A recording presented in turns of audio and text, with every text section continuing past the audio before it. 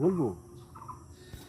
আপনার অনুভব বলুন, আপনার আপনার পূর্বপুরুষের সাথে ঠাকুরের যেভাবে সাক্ষাৎ হয়েছিল, আপনার বাপ ঠাকুরদার সাথে, হ্যাঁ আপনি ছোটোবেলাতে গল্পগুলো শুনেছেন, হ্যাঁ আপনার কি অনুভব হলো? হ্যাঁ। বা আপনি এই জায়গাটা এত সুন্দর করে আপনি পরিষ্কার করেন, আপনি পরিচর্যা করেন, এখানকার দেখাশোনা করেন দীর্ঘদিন ধরে, তো কত বছর হয়ে গেল আপনি এখানে আছেন? তা আমার বয়স কত হয়, 50। 50 বছরের মতো, ছোটোবেলা থেকেই। ছোটোবেলা এই ছোটোবেলার অনুভবটা বলো, ছোটোবেলা থেকে কী অনুভব, তুমি এখানে এখানে এসে কতটা মনের শান্তি পাও তুমি? শান্তি ভাই। হ্যাঁ।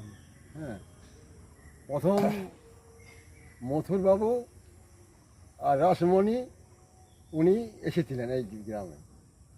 তা মথুরবাবুকে জিজ্ঞাসা করছে, হারে তোর কোথায় জমিদারি আছে? তা উনি বলল যে আমার কলাইঘাটায় গ্রামে আছে। তখন রামকৃষ্ণ ঠাকুর, আমরা শুনেছি যে ওনার নাকি বাড়িতে নাকি পুরোহিত করত, পুরোহিত পুরোহিত ছিলেন, পুজো টুজো করতো। পুজো টুজো করতেন। উনি বললো চল তোর ওই গ্রামে যাই দেখে আসি। তা বলার পরে উনি নৌকোয় করে 3 দিন এসেছে আমাদের এইখানে কলকাতা থেকে, দক্ষিণ শহর থেকে। 3 দিন ছিলেন? হ্যাঁ, এখানে 3 দিন ছিলেন।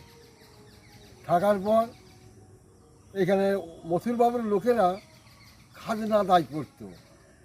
তো আমাদের এখানে কতগুলো সর্দার পাড়া ছিল, তখন বাড়ি ঘর দর ছিল না, ব্রিটিশ আমাদেরকে নিয়ে এসেছিল না।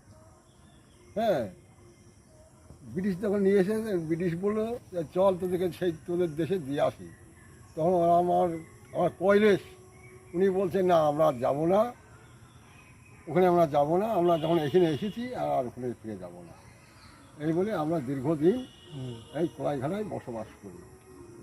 হঠাৎ একদিন দেখছি রামকৃষ্ণ ঠাকুর উনি এসছেন, এসে দেখে কি আমরা গ্রামে